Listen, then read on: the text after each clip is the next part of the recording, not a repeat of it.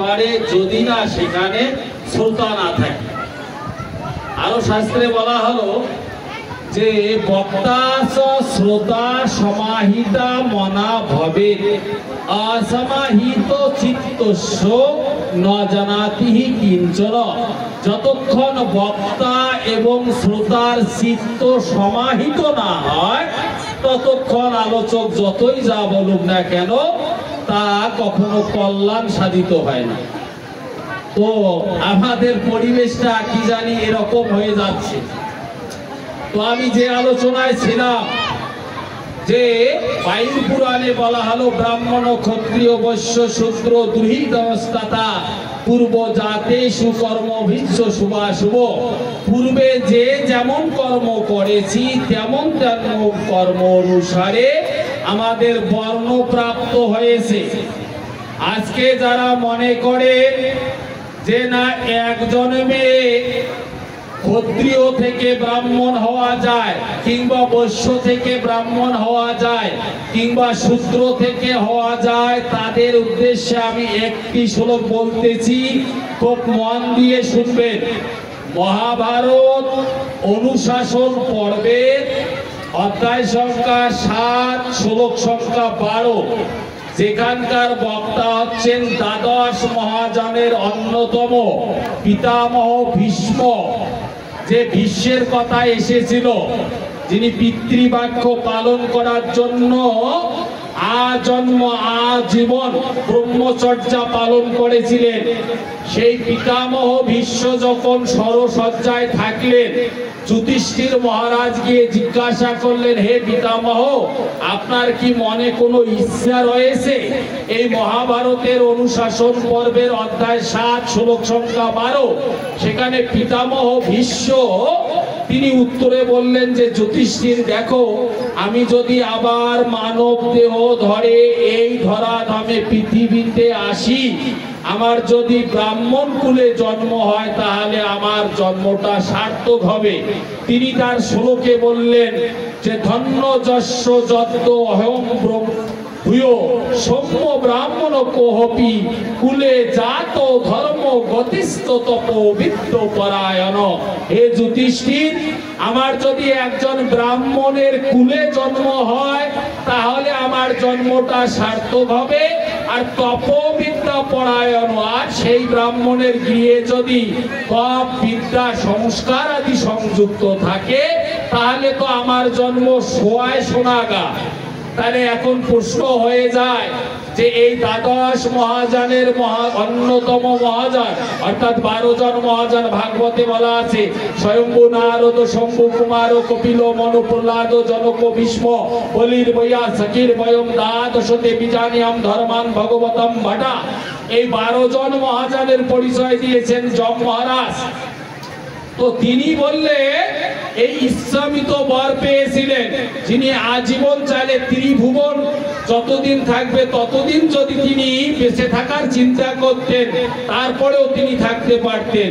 সেই পিতামহ ভীষ্ম যদি ওই জন্মে ক্ষত্রিয় থেকে ব্রাহ্মণ হতে না পারে, তাহলে আমরা যারা আজকে 6 মাস 9 মাস 1 বছর কোর্স কমপ্লিট করে এই ব্রাহ্মণ আদি উপাধি গ্রহণ করতেছি, এটি কতটুকু শাস্ত্রসম্মত একটু বিচার করার চেষ্টা করবেন।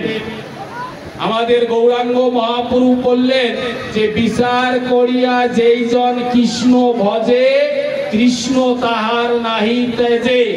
আমরা মনুষ্য জন্ম মানব দেহে এসেছি, আমাদের বিচার করতে হবে, আমাদের জ্ঞানের মধ্যে থাকতে হবে। বাবা লোকনাথ ব্রহ্মচারী বললেন অজ্ঞানতায় তাপ, অর্থাৎ অজ্ঞানতায় হচ্ছে দুঃখের কারণ। অনন্ত জন্ম যদি এই জগৎ সংসারে থাকি আর অজ্ঞান নিয়ে যদি চলে যায়, তাই আমাদের তাপের কারণ হবে।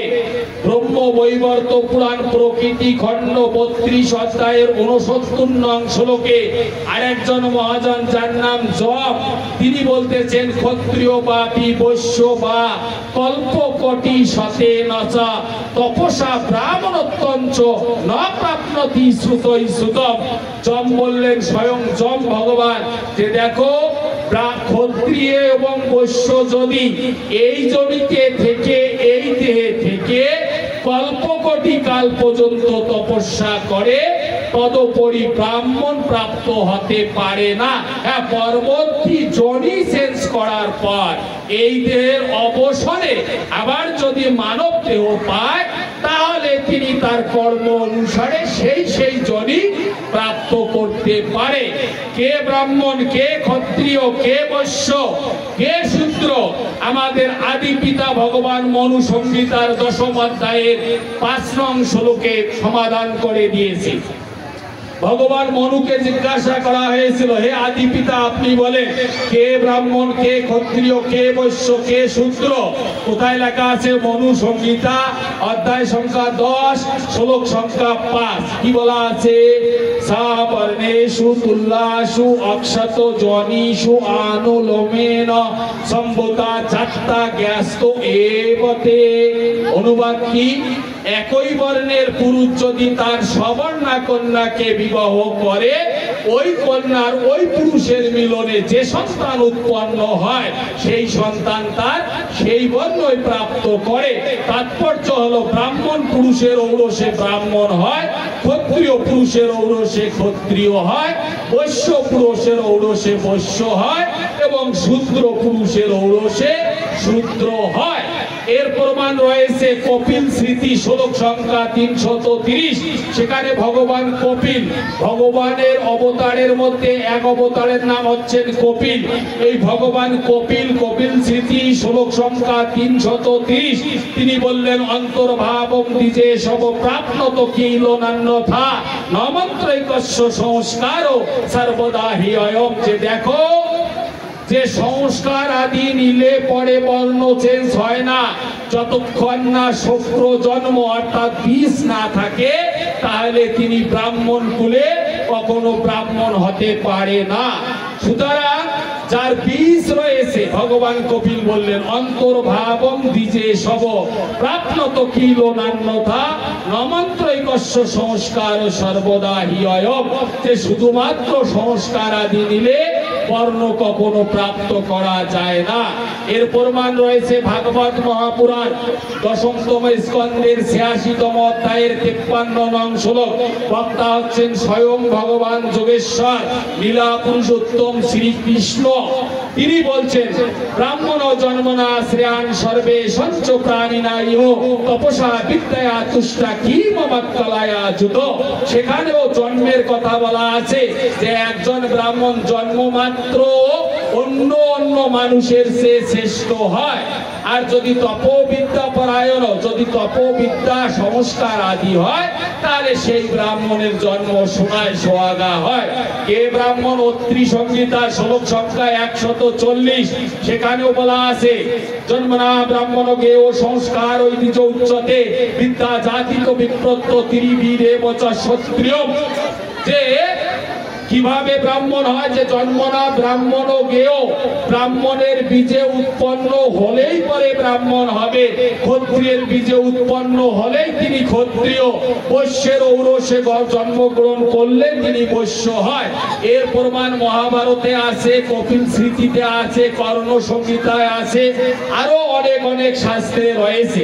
এমনকি স্বয়ং বেদ আমাদের বলা আছে, ছান্দোক্য উপনিষদ, সেখানে বলা আছে তজ্জ ইহ রমণীয় চরণা অভ্যাস হজতে রমণীয়ম জনিম মা পাতেরান ব্রাহ্মণ জনিম বা ক্ষত্রিয় জনিম বা বৈশ্য জনি বাত ইহ কম্পুয়া চরণা অভ্যাস হজতে কম্পুয়াং জনিম স জনিম বা শুক্র জনিম বা চণ্ডাল জনি বা। কোথায় পাবেন? একবারে আমাদের মূল শাস্ত্র, তা হচ্ছে শ্রুতি অর্থাৎ বেদ, বেদের মন্ত্রভাগ উপনিষদ, ছান্দোক্য উপনিষদের মন্ত্রে বলা হলো পূর্ব জন্মে যারা শুভন কর্ম করেছে তজ্জ ইহ রমণীয় চরণা অভ্যাস হজতে রমণীয়ম জনিম ক্ষত্রিয় জনি বা ব্রাহ্মণ জনি বা বৈশ্য জনি বা।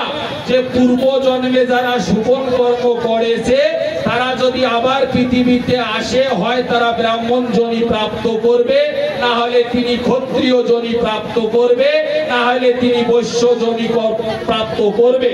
আর পূর্ব জন্মে যারা গর্হিত অশুভ কর্ম করেছে, ইহ জন্মে এসে তারা শুকুর কুকুর কিংবা চণ্ডাল যোনি প্রাপ্ত করবে।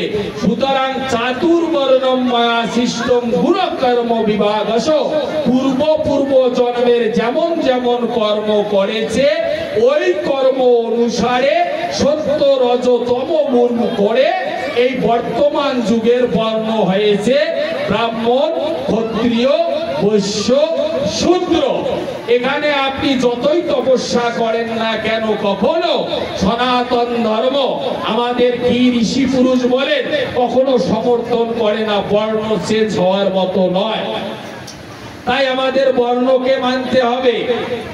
আমাদের বৃহন্নারদীয় পুরাণের 25 অধ্যায়ের 67 নং শ্লোকে বলা আছে, বর্ণাশ্রমাচারোরতা সর্ব পাপ বিমোচিতা নারায়ণ পরাজন্তি তদ্বিষ্ণু পরমম পদম। যে দেখো, মানুষ যদি নিজ নিজ বর্ণের সুস্থির থাকে তাহলে তিনি সমস্ত পাপকে ধ্বংস করতে পারে। বর্ণাশ্রমাচারোরতা সর্ব পাপ বিমোচিতা, আর তারপরে বলে নারায়ণ পরাজন্তি তদ্বিষ্ণু পরমম পদম। বৃহন্নারদীয় পুরাণ 25তম অধ্যায়ের 67 নং শ্লোক। এর প্রমাণ আছে শিব পুরাণ জ্ঞান সংহিতা অধ্যায় সংখ্যা 26 শ্লোক সংখ্যা 7। সেখানে বলা আছে, যজ্জাতি সমদৃষ্টম তৎকর্ম নরঙ্গায়ে তদৎস তৎসমৎপূর্ণম ফলম ভবতি নিশ্চিতম। বলে যার যার জাতি বিহিত বর্ণ বিহিত কর্ম, সেখান থেকে কেউ উল্লঙ্ঘন করিও না। সেই বর্ণ থেকেই সেই কর্ম করলে উৎকৃষ্ট ফল প্রাপ্ত হয়। এর প্রমাণ আছে বিষ্ণু পুরাণ 3য় অংশ 8ম অধ্যায় শ্লোক সংখ্যা 9। সেখানে বলা আছে, বর্ণাশ্রমাচারো বতা পুরুষেন পর পুমান বিষ্ণু আরাধ্যতে পন্থা নান্যস্ত তত্ত্বস্য কারণম। বলে বিষ্ণু পুরাণ 3য় অংশ 8ম অধ্যায় শ্লোক সংখ্যা 9, যে বর্ণাশ্রম ধর্ম ব্যতি রেখে নান্য পন্থা আর অন্য কোন পন্থার দ্বারা শ্রী বিষ্ণু ভগবানকে সন্তুষ্ট করা সম্ভব নয়। ওই বিষ্ণু পুরাণের 3য় অধ্যায়ের 8ম অধ্যায়ের 11 নং শ্লোকে বলা আছে, তস্মাৎ পুরুষেন জনার্দন সবর্ণাত্ম ধর্ম অনুষ্ঠানকারিণা। তস্মাৎ সদাচার পুরুষেন জনার্দন সবর্ণাত্ম ধর্ম অনুষ্ঠানকারিণা। তাই যিনি সদাচার পুরুষ হবে, নিজ নিজ বর্ণের কর্ম করবে। একটি কথা পরিষ্কার ভাবে শোনেন, হয়তো এখান থেকে যাওয়ার পর কারো কারো মনে হতেই পারে যে আজকে যিনি আয়োজন করেছেন কিংবা আয়োজকের মধ্যে পরিবারের লোকেই বলতে পারে, আরে রংপুর থেকে রতন বাবু আসলেন, প্রধান আলোচক হরিপুর থেকে আসলেন, এর চেয়ে তো আমাদের কীর্তন দেওয়াই ভালো ছিল। এটা হতেই পারে, কেননা এটি কলিযুগ। এই কলিযুগে বর্ণাশ্রম ধর্মের উল্টা ঘটনা ঘটবে। এটি শাস্ত্রে বলা আছে স্কন্দ পুরাণে, বর্ণাশ্রমানাম যে সান্ন পাষণ্ড পরিপন্থিনা তে তদা প্রভবিষ্যন্তি তেষাং হি বৃদ্ধিস্য পার্থিব। শোনো, বলে কলিকালে বর্ণাশ্রম বিরোধী পাষণ্ডীর দল হবে, আর বৃদ্ধিস্য তারা দিন দিন বৃদ্ধি প্রাপ্ত হবে। এটা কলিতে হবে, আমরা জানি। কেননা এই কলিযুগে তুলসীদাস গোস্বামী বলছেন যে সাচ্চা কয়ে তো মারো লাঠা আর ঝুটো বলে তো জগৎ ভুলায়। এখানে যদি সত্য কথা বলে তার কপালে লাথি থাকবে, এগুলো আমরা জানি। তবে আপনাদের কাছে এই মেসেজ দিতে চাই, অনাদির আদি গোবিন্দ ভগবান শ্রীকৃষ্ণ শ্রীমদ্ ভগবত গীতার মধ্যে আমাদের জানান দিয়েছেন এই, যে আমার ভক্ত হতে গেলে চাহে সে চণ্ডাল হোক, ব্রাহ্মণ হোক, ক্ষত্রিয় হোক, বৈশ্য হোক, পুরুষ হোক, স্ত্রী হোক, সকলেই আমার ভক্ত হতে পারবে। ভক্ত হতে গেলে আপনাকে বৈশ্য থেকে ব্রাহ্মণ হতে হবে না, স্ত্রী থেকে পুরুষ ভবিষ্যতে হবে না। ভগবান বলছে সেও সেও কর্মণ্যভীর সংসিদ্ধি লভতে নর। ভগবান কৃষ্ণ বললেন মামহি পার্থ ব্যবসৃত যে হপিষু পাপজনীয় স্ত্রীয় বৈশ্য সূত্রস্তথা, যে হে অর্জুন সে যদি পাপজনীয় অর্থাৎ চণ্ডাল আদিও হয়, তিনি বললেন মামি পার্থ ব্যবসৃত যে হপিষু পাপজনীয় স্ত্রীয় বৈশ্যস্ততা সূত্রেস্তে হপি পরাম জানতি, যদি স্ত্রী হয় তিনিও আমার পরম গতি প্রাপ্ত করতে পারে, যদি বৈশ্য হয় সেও আমার পরম গতি প্রাপ্ত করতে পারে, যদি চণ্ডালও হয় সে যদি তার চণ্ডাল আদি বর্ণ থেকে আমার কর্ম করে সেও আমার ফল প্রাপ্ত করতে পারে। পরের শ্লোকে ভগবান কৃষ্ণ বললেন কিং পুনর্ব্রাহ্মণা পূর্ণ ভক্তা রাজর্ষিস্তথা, আরে পূর্ণ ভক্তা যদি ব্রাহ্মণ হয় ক্ষত্রিয় হয় তার আর কি কথা। ভগবান কৃষ্ণ বললেন অপি চেদ শূদ্রাচার ভজতে মমন্নভাগ সাধুরেব সমন্তব্য সম্যক ব্যবস্থিতা হিস, যদি পাপী থেকেও পাপিষ্ঠ হয় সেই পাপ কর্মকে ছেড়ে দিয়ে যদি শাস্ত্রবিহিত কর্ম করে অর্জুন তাকে সাধু বলে গণ্য করবে। আর শোনো অর্জুন মামি পার্থ, শোনো পার্থ অর্জুন, যা কুমকুমন্তীয় পূর্তি জানিহি নমে ভক্তা প্রণশ্যতি, আমার ভক্তর কখনো বিনাশ প্রাপ্ত হয় না। তাই আমাদের কর্ম নিজ নিজ বর্ণ থেকেই করতে হবে। বাবা লোকনাথ ব্রহ্মচারী বললেন শুধু ভুললেই হয় না, কর্ম করো, কর্মই ব্রহ্ম। তার বাণীতে তিনি বলছেন কর্মই ব্রহ্ম। তাই যদি আমরা বিহিত কর্ম করতে পারি তাহলেই ব্রহ্মকে প্রাপ্ত করা সম্ভব। আপনি অনেক কিছু করলেন, যদি তা বিধির উল্টা হয়, তাহলে আমি যে শ্লোক নিয়ে আলোচনা করতেছিলাম সেখানে বলা আছে যত্র যত্র দ্বিযোগাব বেদা বর্ণাশ্রম ক্রিয়া তন্তম জাত সন্ধিপয়ত, বেদকে মানতে হবে। ধর্ম কাকে বলে? ভাগবত মহাপুরাণ। আমাদের ভাগবত মহাপুরাণের ষষ্ঠ স্কন্ধের প্রথম অধ্যায়ের শ্লোক সংখ্যা 40, সেখানে বলা আছে বেদ প্রণীত ধর্ম ইয়া ধর্মচ্ছ বিপর্যয় বেদ নারায়ণ সাক্ষাৎ স্বয়ংভূতি সুশ্রভা নাচরেচ্ছস্তু বেদত্তম স্বয়মজ্ঞ জিতেন্দ্রিয় বিকর্মণা হি অধর্মস্য মৃত্যুর মৃত্যুর উপায়সতি। ভাগবত 11তম স্কন্ধের তৃতীয় অধ্যায়ে শ্লোক সংখ্যা 45। আমি জানি কথাগুলো খুব জোরে হচ্ছে, তবে আমার কোনো উপায় নেই। মানুষ কখন জোরে খায়, অর্থাৎ অনেক ক্ষুধা রয়েছে এবং সময়ও কম। আপনাদের পরিস্থিতি দেখে আমি যদি দীর্ঘ সময় আলোচনা করি তাহলে প্রধান আলোচক কি করবে, এই অবস্থান থেকে আমাকে বলা লাগতেছে। তাহলে ভাগবত মহাপুরাণের দুই জায়গায় বললো, ষষ্ঠ স্কন্ধের প্রথম অধ্যায়ের শ্লোক সংখ্যা 40 এবং ভাগবতের 11তম স্কন্ধের দ্বিতীয় অধ্যায়ের শ্লোক সংখ্যা 45, যে বেদবিহিত যৎকর্ম তদেব ধর্ম উচ্যতে। আমাদের পদ্মপুরাণ ক্রিয়াযোগ স্বরখণ্ড অধ্যায় সংখ্যা 6 শ্লোক সংখ্যা 80, সেখানে বলা আছে কার্যম বেদ নিষিদ্ধম যৎতৎপাতি মিতি স্মিত, আর যদেব বেদ সম্মতম ধর্ম তদেব ধর্ম উচ্যতে, যাহা বেদ নির্দেশ করেছে তাহাই ধর্ম। আমাদের বিদ্যহারিত স্মৃতির অষ্টম অধ্যায়ে বিস্তারিত বলা আছে, সেখানে বলা আছে বেদ দিতাম ধর্ম ত্যক্তা সমাচারে সচাপা সন্ন্যমাপন্ন নরকম প্রতিগাচ্ছাতে। বেদবিহিত কর্মকে বাদ দিয়ে যিনি বিষ্ণুর অর্চনা করে তিনি রৌরব নামক নরকে তার গতি হয়। বেদ প্রাণা ভগবত বাসুদেবস্য সর্বদা তদত্তু কর্ম কুর্বান প্রাণহর্তা ভাবে, যে ভগবান গোবিন্দের প্রাণ স্বরূপ হচ্ছে বেদ। তস্মাৎ অবৈদিকম ধর্ম দূরতর পরিবর্জয়ে বৈদিকে নৈব প্রাণা, তাই অবৈদিক যদি ধর্ম হয় তাকে দূর থেকে পরিত্যাগ করো। আরো শোনেন, ওই বিদ্যহারিক স্মৃতিতে বলা হলো যে বেদস্য বিষ্ণুচ্চ সংযোগে যস্তু দৃশ্যতে সা এব পরম ধর্ম বৈষ্ণবানাম যথা নিপ, যিনি ভক্ত শ্রেষ্ঠ বৈষ্ণবদের অগ্রগম্য হবে তিনি বেদ এবং বিষ্ণু। বেদস্য বিষ্ণুচ্চ সংযোগে যস্তু দৃশ্যতে, তাৎপর্য হলো যিনি জানে যাহার নাম বেদ তাহাই বিষ্ণু, যাহাই বিষ্ণু তাহাই বেদ। আমরা অনেক সময় নিজের মন মানা আচরণ আজকাল এই কলিযুগে এসে আমরা গৌরাঙ্গ মহাপ্রভুর মুখে বসিয়ে দেই। অনেকেই বলে থাকে যে চৈতন্য মহাপ্রভু এই কলিযুগে এসে বলে গিয়েছেন এই যুগে আর শাস্ত্র আদির কোনো দরকার নেই। অথচ চৈতন্য চরিতামৃত মহাপ্রভুকে যখন জিজ্ঞাসা করা হলো, প্রভু আপনি বলেন ভক্ত শ্রেষ্ঠ কাকে বলে, তিনি রায় রামানন্দকে বললেন যে শোনো, যে শাস্ত্র যুক্তি শুনো বন্দিও ছোট্টা যার, সেই তো ভক্তির রাজ্যে প্রথম অধিকারী, তার এক সংসার।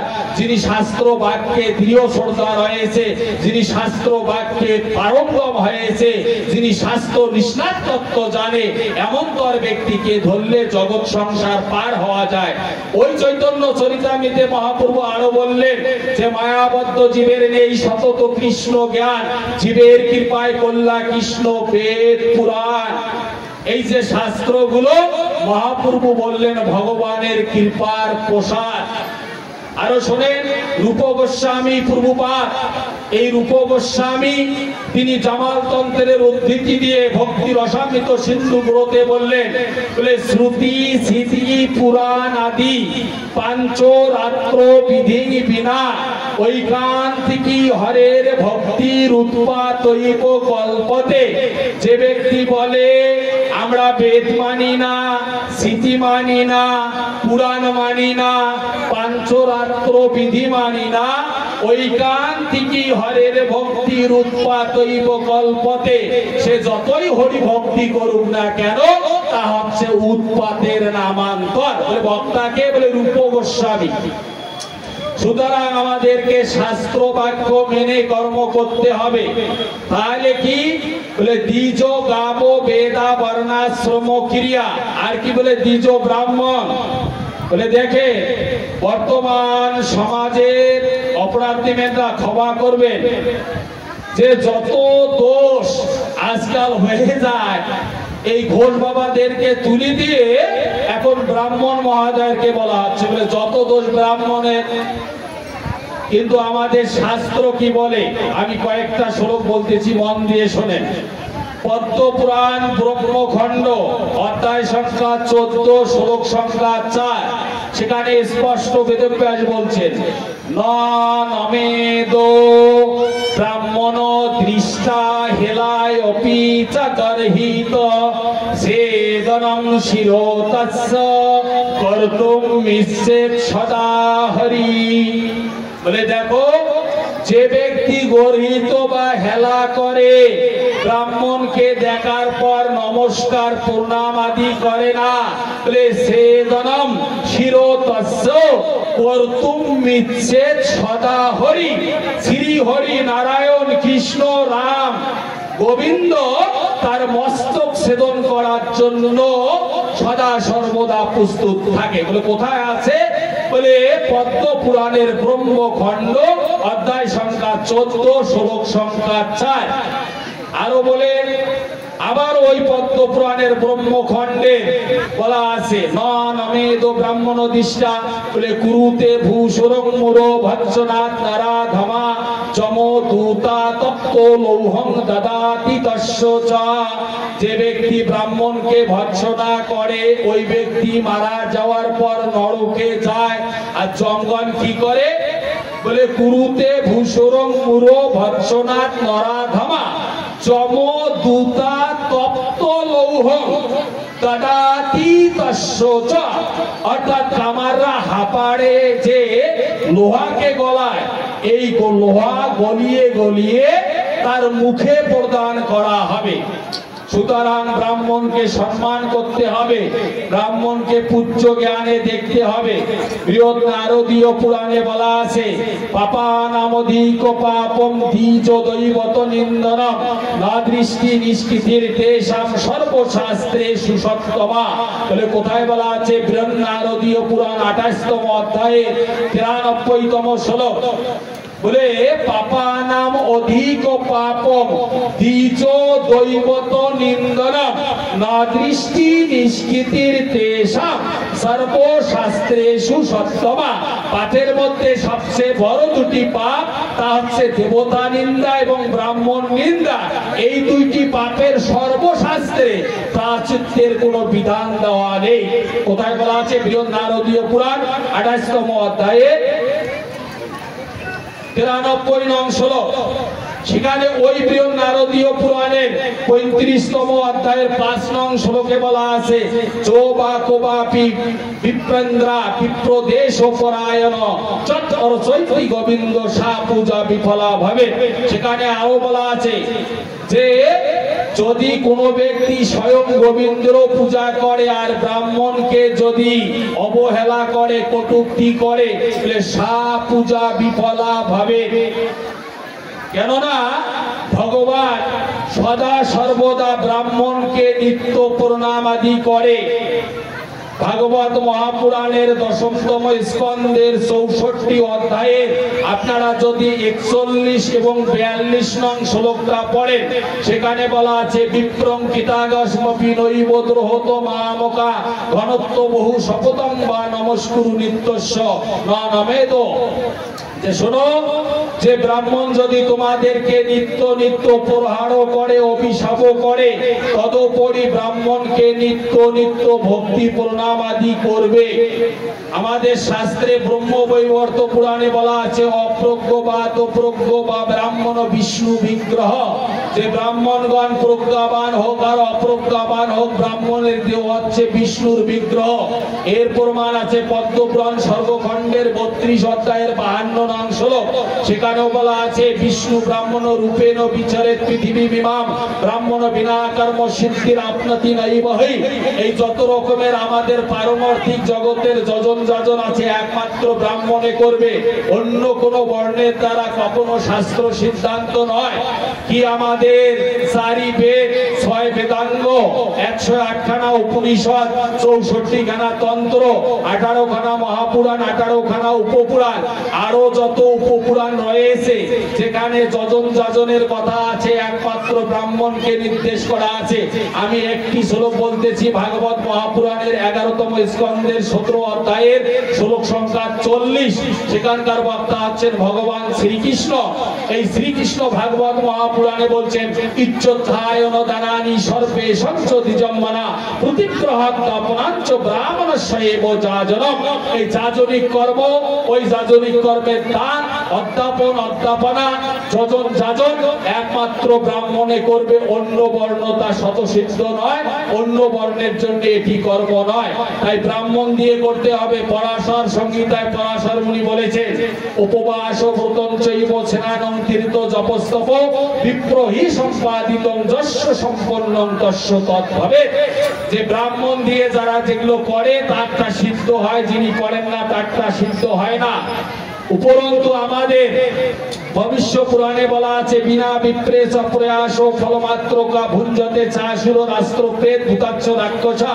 ব্রাহ্মণকে বাদ দিয়ে যদি কোনো যাজনিক কর্ম হয়, ভালো করে শোনেন, চাহে মহাপ্রভুর ভোগ হোক, আর চাহে বাবা লোকনাথ ব্রহ্মচারীর ভোগ হোক, আর চাহে অন্নপ্রাশন হোক, চাহে অষ্টপর হোক, চাহে দুর্গা পূজা হোক, কালী পূজা হোক, মনসা পূজা হোক, বিবাহ হোক, শ্রাদ্ধ হোক, যাই হোক না কেন, এই যাজনিক কর্মের অধিকার একমাত্র ব্রাহ্মণ।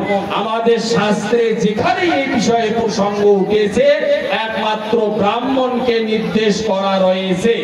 সুতরাং ব্রাহ্মণকে বাদ দিয়ে যদি বিনা বিপ্রেস প্রয়াস ফলমাত্র কা ভুঞ্জতে চাসুর রাষ্ট্র প্রেত ভূতাচ্ছ রাক্ষসা, ব্রাহ্মণকে বাদ দিয়ে যদি পৌরোহিত্য কর্ম হয়, ওই পৌরোহিত্য কর্ম উপলক্ষে যা দ্রব্য দিবেন ভূত এবং প্রেত রাক্ষসগণ তা গ্রহণ করে।